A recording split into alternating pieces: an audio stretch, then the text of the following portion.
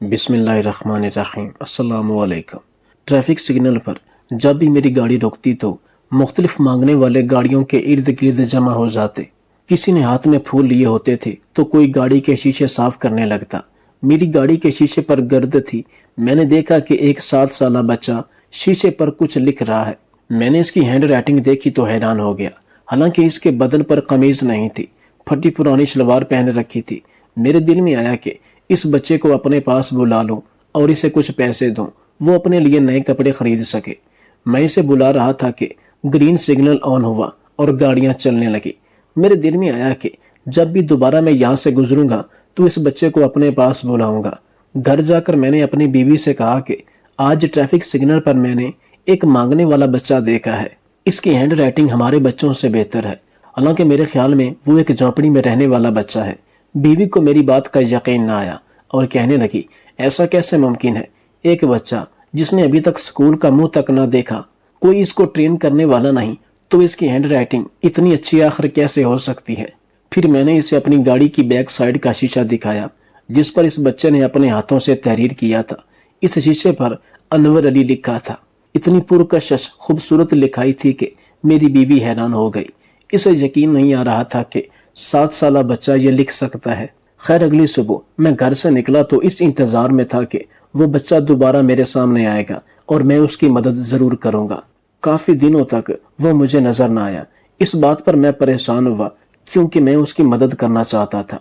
उसे किसी न किसी स्कूल में एडमिशन दिलाने का इरादा रखता था। मैं अपने आप को कोस रहा था कि उस दिन मैंने बच्चे को अपने पास क्यों न बुलाया। अगर मैं उस दिन सुस्ती न करता, थोड़ी सी तेजी से काम लेता तो बच्चे को अपने पास बुला लेता। अब वो शायद कहीं चला गया या फिर मुझे कभी दोबारा ना मिले, लेकिन इसके बारे में मैं कुछ नहीं जानता था।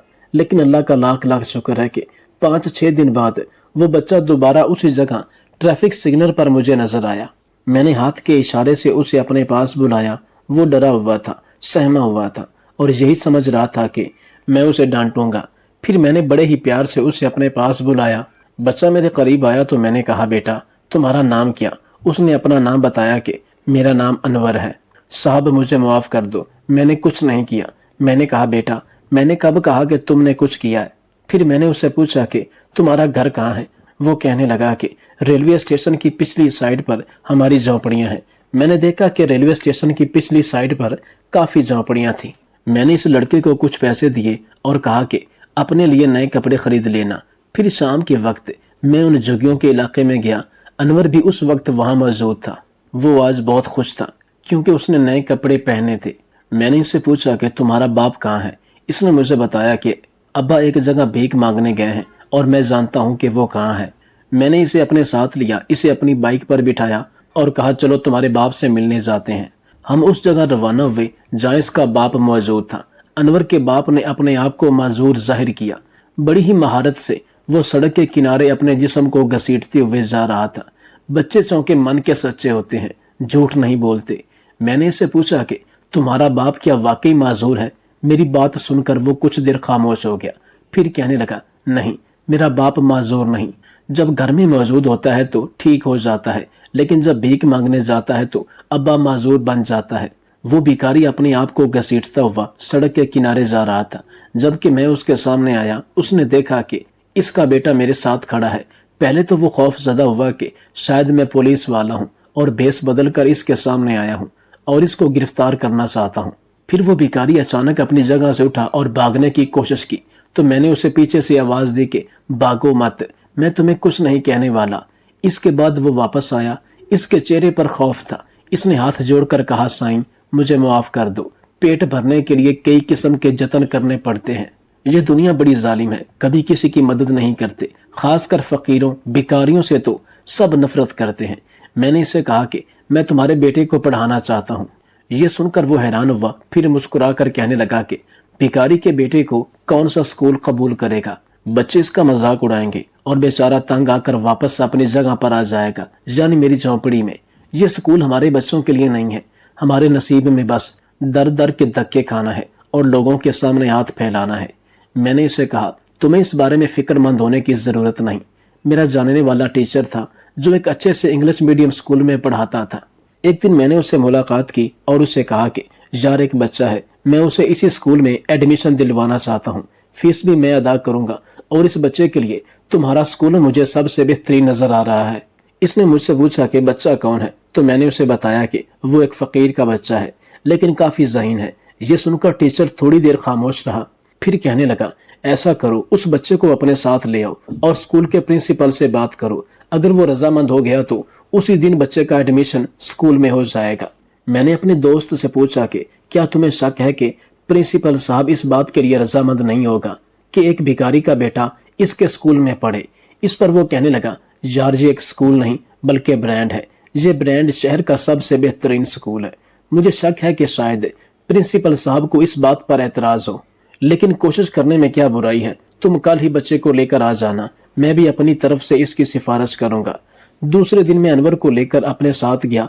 स्कूल को देखकर अनवर की आंखें फटी की फटी रह गईं, क्योंकि इसने जिंदगी में कभी स्कूल नहीं देखा था। वो तो अभी तक गलियों और सड़कों की खाक छान रहा था। मैं प्रिंसिपल के ऑफिस में गया, मेरा दोस्त मुनीर भी मेरे साथ था। मैंने प्रिंसिपल साहब से कहा कि मैं बच्चे को आपके स्कूल में एडमिशन दिलवाना चाहता हूँ, जिस पर प्रिंसिपल साहब खुश हुए। इसने मुझे वेलकम किया और कहा कि हमें इस बात की खुशी है कि आपका बेटा हमारे स्कूल में पढ़ेगा। मैंने प्रिंसिपल साहब से कहा कि ये मेरा बेटा नहीं है, लेकिन अपने बेटे से कम भी नहीं, काफी ज़हीन लड़का है। वो मुझसे पूछने लगा कि इसका बाप कहाँ है। मैंने कहा कि इसका बाप फकीर है और वो झोपड़ी में रहता है। इस पर प्रिंसिपल साहब के चेहरे का रंग उड़ गया। वो कुछ देर खामोश रहे, फिर मुझसे कहने लगे कि सदीक साहब, आप भी अजीब बातें करते हैं।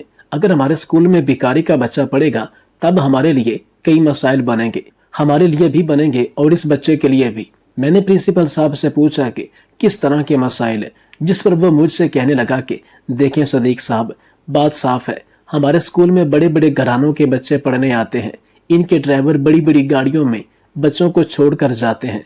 इन हालात में जब बच्चों को पता चलेगा कि ये लड़का भिखारी का बेटा है तो सब इसका मजाक उड़ाएंगे और इस बच्चे का इस स्कूल में सरवाइव करना काफी मुश्किल हो जाएगा। इसकी बात सुनकर मैंने प्रिंसिपल साहब से कहा कि क्या आपके स्कूल में बच्चों को ये तरबियत दी जाती है कि वो गरीब मस्कीन बच्चों का मजाक उड़ाएं। मेरी ये बात प्रिंसिपल साहब को काफी नागवार गुजरी और इसने सख्त लहजे में कहा कि एक बार मैंने जो कह दिया तो बस फिर कह दिया। आप इस बच्चे को किसी सरकारी स्कूल में दाखिल करवाएं या किसी और स्कूल में, लेकिन ये यहाँ नहीं पढ़ सकता। मुझे प्रिंसिपल साहब के रवैये पर काफी अफसोस हुआ। हम किस नहज पर खड़े हैं, हमारा मुआशरा किस तरफ जा रहा है, ये जानकर मुझे काफी अफसोस हुआ। जब तक हमारे दिल में गरीब के लिए जगह नहीं बनेगी और ऐसे मस्कीन नादार लोगों को हम अपने दिल में जगह नहीं देंगे, मुआशरे में तब्दीली मुमकिन नहीं। मैं मायूस होकर वहां से वापस लौटा, जबकि मेरा दोस्त मुझसे कह रहा था कि मैं प्रिंसिपल साहब से बात करूंगा। मैंने उसे मना किया कि अब इससे किसी किस्म की बात नहीं करनी, मैं कोई और स्कूल ढूंढ लूंगा, किसी की मिन्नत करने की जरूरत नहीं। अनवर एक हीरा है, ये जिस स्कूल में भी जाएगा उस स्कूल को 4 चांद लग जाएंगे। मुझे इस बात की उम्मीद है। मैं अनवर को लेकर कोई दूसरा स्कूल ढूंढ रहा था कि प्रिंसिपल साहब का फोन आया। वो मुझसे कहने लगे कि सर, मैंने आपका नंबर आपके दोस्त से लिया है, मैं आपसे मिलना चाहता हूँ। मैं हैरान हुआ कि प्रिंसिपल साहब, जिसने अपने ऑफिस में ही अनवर को दाखिला देने से मना कर दिया, वो अब हमसे क्यों मिलना चाहते हैं। खैर, मैं प्रिंसिपल साहब से मिलने गया तो इन्होंने हमसे माजरत की और कहा कि मैं अनवर की वजह से सारी रात सो ना पाया। मेरा ज़मीर सारी रात मुझे मलामत करता रहा। आप एक ऐसी कम्युनिटी का लड़का हमारे पास लेकर आए जिसका पहले कभी एडमिशन नहीं हुआ था। मैं इस लिहाज से परेशान था क्योंकि इस स्कूल की फीस काफी ज्यादा है, लेकिन अगर आप इस लड़के की सरपरस्ती करना चाहते हैं तो मुझे खुशी है और मैं अनवर को स्कूल एडमिशन देने के लिए तैयार हूँ। ये जानकर मुझे काफी खुशी हुई। जब अनवर के वालिद को पता चला तो इसकी आंखों में खुशी के आंसू थे। वो मेरा शुक्रिया अदा कर रहा था। कहने लगा, ये बात तो कभी हमने ख्वाब में भी नहीं सोची थी कि झुग्गी में रहने वाले लड़के अच्छे अच्छे स्कूलों में पढ़ेंगे। मैं तो अनवर के लिए एक हॉस्टल का बंदोबस्त भी करना चाहता था, क्योंकि झुग्गियों में इस तरह का माहौल बिल्कुल नहीं है कि वहां वो पढ़ाई कर सके। लेकिन अनवर एक खुददार लड़का था। इतनी छोटी उम्र में वो बड़ी बड़ी बातें करता था और मुझसे कहने लगा कि अंकल, आपने इस स्कूल में एडमिशन देकर मुझ पर बहुत बड़ा एहसान किया है।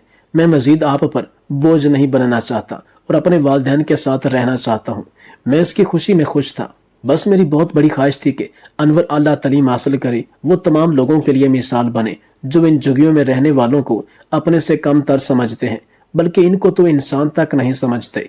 میں ہر ہفتے اس اسکول میں جاتا، یہ جاننے کی کوشش کرتا کہ انور پڑھائی میں کیسا ہے۔ تمام ٹیچر اس کی بہت تعریف کرتے اور پرنسپل صاحب دل ہی دل میں بہت خوش تھے اس پر کہ وہ بہت اچھا ہے۔ اس کی کارکردگی پڑھائی میں اور اس کے علاوہ اخلاق میں بھی کافی اچھا لڑکا ہے۔ اسی اسکول میں ایک ٹیچر تھا جس کا نام آصف تھا۔ آصف صاحب ویسے تو محنتی ٹیچر تھے لیکن انور سے بہت چڑھتے تھے۔ اسے اس بات پر چڑ تھی کہ جھگیوں میں رہنے والا بچہ مہنگے اسکول میں پڑھ رہا ہے۔ پتہ نہیں اسے انور سے کیا مسئلہ تھا، لیکن اس کی سوچ جھگیوں میں رہنے والے لوگوں کے لیے ٹھیک نہیں تھی۔ وہ یہی سمجھتا تھا کہ ان کے بچے بھی پیدائشی طور پر کرمنلز اور بھکاری ہوتے ہیں، ان کو بدلنا مشکل ہے، یہ لوگ فراڈیا ہوتے ہیں، موقع ملنے پر کسی کو بھی نقصان پہنچا سکتے ہیں۔ ایک مہینہ گزر جانے کے بعد میں پرنسپل صاحب کی آفس میں آیا، انور کی فیس ادا کرنے لگا تو پرنسپل صاحب مسکرانے لگے اور کہا کہ سر، کیا ثواب کمانا آپ کی خواہش ہے یا میں نہیں کما سکتا؟ میں نے پرنسپل صاحب سے کہا کہ سر میں آپ کی بات کا مطلب نہیں سمجھا۔ اس پر پرنسپل صاحب مجھ سے کہنے لگے کہ میں نے انور کو اس اسکول میں ایڈمیشن اللہ تعالیٰ کی رضا کی خاطر دیا ہے۔ جب سے یہ بچہ ہمارے اسکول میں پڑھا ہے مجھے دلی طور پر سکون محسوس ہوا ہے۔ ایسا محسوس ہوتا ہے کہ زندگی میں پہلی بار میں نے کوئی ایسا کام کیا جس پر مجھے فخر ہے اور مجھے دلی خوشی محسوس ہوتی ہے۔ میں کبھی انور کی فیس آپ سے نہیں لوں گا، بلکہ یہ میٹرک تک اسی اسکول میں پڑھے گا اور وظیفہ حاصل کرے گا۔ میٹرک کے بعد بھی مجھ سے جتنا ہو سکا میں اسے سپورٹ کروں گا۔ یہ سن کر مجھے خوشی ہوئی جس کی امید تھی۔ انور ہر کلاس میں ٹاپ کر رہا تھا، اسکول کے باقی بچوں کے لیے ایک رول ماڈل کے طور پر ابھرا۔ نہ صرف پڑھائی میں ذہین تھا بلکہ باقی ایکٹیویٹیز میں بھی حیران کن طور پر امپروو کر رہا تھا۔ شروع میں وہ گھبرایا ہوا تھا، احساس کمتری میں مبتلا تھا، لیکن وقت گزرنے کے ساتھ ساتھ اس نے جلدی سب کچھ سیکھ لیا۔ مجھے اس بات کی خوشی تھی، امیر گھرانوں کے بچے، بڑے بڑے آفیسرز کے بچے انور سے بہت متاثر تھے۔ بچے چونکہ دل کے سچے ہوتے ہیں اور ان کے دل میں منافقت نہیں پائی جاتی، لہٰذا وہ گھر جا کر بڑی ہی خوشی کے ساتھ اپنے والدین کو بتاتے تھے کہ ہمارے اسکول میں ایک لڑکا ہے جس کا نام انور ہے، وہ جھونپڑی میں رہنے والا ایک فقیر کا بیٹا ہے لیکن ہر کلاس میں ٹاپ کر رہا ہے۔ ہمیں بھی انور سے کافی کچھ سیکھنے کو ملا ہے، وہ ہم سب کا بہت اچھا دوست ہے۔ جب والدین یہ بات سنتے تو ان کو غصہ آتا کہ جھونپڑی میں رہنے والے فقیر اب ان کی اولادیں اتنے اچھے اسکول میں کیسے پڑھیں گے۔ وہ اپنے بچوں کو منع کرتے کہ کسی صورت اس لڑکے سے دوستی نہیں کرنی، بلکہ اس کے قریب جانے کی کوشش بھی نہیں کرنی، یہ لوگ بڑے خطرناک ہوتے ہیں۔ بچے اپنے والدین سے یہی پوچھتے کہ ہمیں تو انور میں ایسی کوئی بات نظر نہیں آئی، تو آپ ایسا کیوں کہتے ہیں؟ وہ تو بہت اچھا لڑکا ہے۔ وہ اپنے بچوں کو ڈانٹتے اور کہتے ہم نے جیسا کہا بس ویسا کرنا ہے اور اس سے دور رہنا۔ پھر ایک ایک کر کے وہ پرنسپل صاحب کے پاس آئے اور ان سے کہا کہ یہ آپ نے کیا کیا؟ آپ نے اسکول میں ایسے بچے کو ایڈمیشن دیا جس کا والد سڑکوں پر بھیک مانگتا ہے، ہمیں آپ سے یہ امید نہیں تھی۔ انہوں نے پرنسپل صاحب سے اس بات کا مطالبہ کیا کہ آپ اس بچے کو اسکول سے نکالیں، جس پر پرنسپل صاحب نے انکار کیا۔ انہوں نے پرنسپل صاحب کو یہ دھمکی بھی دی کہ اگر آپ نے اس لڑکے کو اسکول سے نہ نکالا تو ہم اپنے بچوں کو آپ کے اسکول سے ود ڈرا کروا لیں گے، جس پر پرنسپل صاحب نے کہا کہ اگر اس اسکول کے تمام بچے ود ڈرا ہو جائیں اور اکیلا انور اس اسکول میں پڑھے تب بھی یہ میرے لیے گھاٹے کا سودا نہیں اور مجھے اس بات پر ملال نہیں ہوگا۔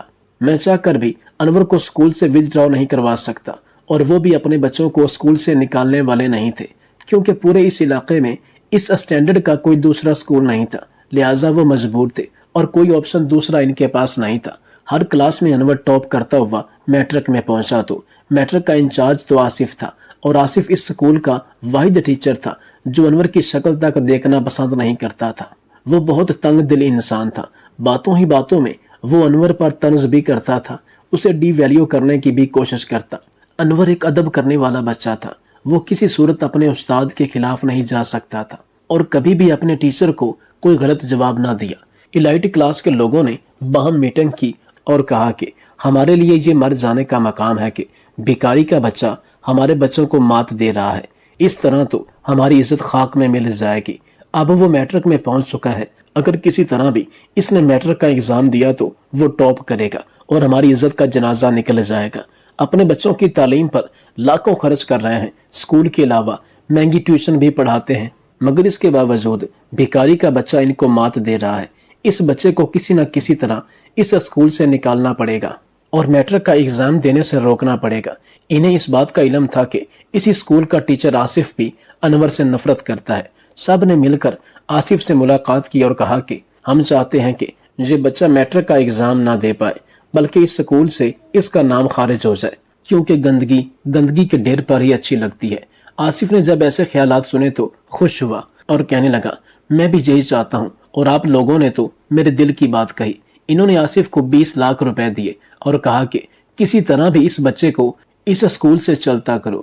آصف صاحب جو کہ اس اسکول سے 50,000 تنخواہ لیتے تھے، ایک ساتھ اتنے پیسے دے کے تو حیران ہوا اور کہا، ٹھیک ہے، میں آپ لوگوں سے وعدہ کرتا ہوں کہ ہفتے کے اندر یہ بچہ اس اسکول میں نظر نہیں آئے گا۔ پھر بڑی ہی چالاکی سے اس نے انور کے اسکول بیگ میں نشہ آور پیکٹ رکھوائے اور پھر پرنسپل صاحب سے انور کی شکایت کرتے ہوئے کہا کہ یہ لڑکا نشہ کرتا ہے۔ مجھے پہلے ہی اس کے خلاف کافی شکایات موصول ہوئی تھیں۔ پرنسپل صاحب کو اس بات کا یقین نہ آیا تو آصف نے تمام ٹیچرز کے سامنے اس بات کا دعویٰ کیا کہ آپ کی موجودگی میں ہم اس کے اسکول بیگ کی تلاشی لیں گے۔ اگر انور کے بیگ سے نشہ آور منشیات برآمد نہ ہوئی تو اگلے 6 ماہ کی تنخواہ میں نہیں لوں گا۔ یہ بہت بڑا دعویٰ تھا جو آصف نے کیا۔ تمام ٹیچرز کی موجودگی میں انور کے بیگ کی تلاشی لی گئی اور انور بیچارہ پریشان تھا کہ میرے ساتھ کیا ہو رہا ہے، سارے ٹیچر میرے بیگ کی تلاشی کیوں لے رہے ہیں۔ بیگ میں سے منشیات کے پیکٹ برآمد ہوئے تو سب کے چہرے کے رنگ اڑنے لگے اور اس کے ساتھ ساتھ انور بھی پریشان ہونے لگا۔ انور نے کہا کہ یہ پیکٹ میرے نہیں، لیکن پرنسپل نے اس کی ایک نہ سنی۔ پرنسپل نے تو یہاں تک کہہ دیا کہ تو احسان فراموش ہے اور اب اس اسکول میں مجھے 1 منٹ بھی نظر نہیں آنا چاہیے، ورنہ مجھ سے برا نہیں ہوگا۔ انور کا نام اسکول سے خارج ہوا اور وہ روتا ہوا اپنے گھر آیا۔ میرے دوست نے مجھے بتایا کہ انور کے بیگ سے منشیات برآمد ہوئی۔ یہ جان کر مجھے حیرت ہوئی۔ میں نے انور سے ملاقات کی تو اس نے قسم اٹھا کر کہا کہ میں نہیں جانتا کہ میرے بیگ میں وہ پیکٹ کیسے آئے۔ میٹرک کے امتحانات قریب تھے اور اسی اسکول سے انور کا ایڈمیشن ہونا تھا امتحان کے لیے، لیکن چونکہ اس کا نام اسکول سے خارج ہو چکا تھا، لہٰذا اب میٹرک کے ایگزام میں اپیئر ہونا اس کے لیے ناممکن تھا۔ میں خود پرنسپل صاحب سے ملا، لیکن اس کے تیور بدل چکے تھے، میری بات سننے کو تیار نہیں تھا۔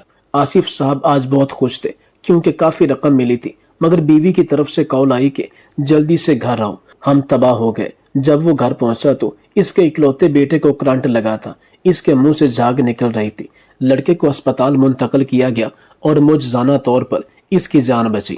یہ آصف صاحب کے لیے ایک اشارہ تھا قدرت کی طرف سے کہ کسی بھی غریب اور لاچار کا حق نہیں مارنا چاہیے۔ وہ بھاگتا ہوا ریلوے اسٹیشن کی دوسری سائڈ پر آیا، بھکاری سے کہا کہ تمہارا بیٹا کہاں ہے؟ فقیر نے روتے ہوئے کہا کہ وہ یہاں سے چلا گیا جہاں سے ہونا چاہیے۔ ہماری قسمت میں اچھے اسکول کہاں اور تعلیم کہاں؟ نسل در نسل بھیک مانگنا ہماری قسمت میں ہے۔ وہ فلاں ٹریفک سگنل میں بھیک مانگ رہا ہے۔ آصف صاحب کے ہاتھ پاؤں پھولے ہوئے تھے اور وہ بھاگتا ہوا بتائے گئے پتہ پر پہنچا۔ انور وہاں قاصہ لے کر بیٹھا تھا۔ آصف نے اس بچے کو وہاں سے اٹھایا، گلے سے لگایا اور سیدھا پرنسپل صاحب کے پاس پہنچا۔ ساری حقیقت پرنسپل صاحب کو بتائی اور 20 لاکھ ان لوگوں کو واپس کیے جنہوں نے انور کے خلاف منصوبہ بنایا تھا۔ انور کا اسکول میں دوبارہ ایڈمیشن ہوا اور وہی ہوا جس کی امید تھی۔ انور نے میٹرک میں نہ صرف ضلع میں بلکہ بورڈ میں پہلی پوزیشن حاصل کی۔ ان تمام لوگوں کے لیے ایک مثال بن کر سامنے آیا۔ جن کو زمانے میں ٹھکرایا جاتا ہے، ان کو حقارت کی نظر سے دیکھا جاتا ہے، اللہ تعالیٰ نے ہر انسان کو قابلیت سے نوازا ہے۔ بس یہ اللہ تعالیٰ کی مصلحت ہے کہ کسی کو زیادہ رزق دے کر آزماتا ہے اور کسی کو کم رزق دے کر اس کی آزمائش کرتا ہے۔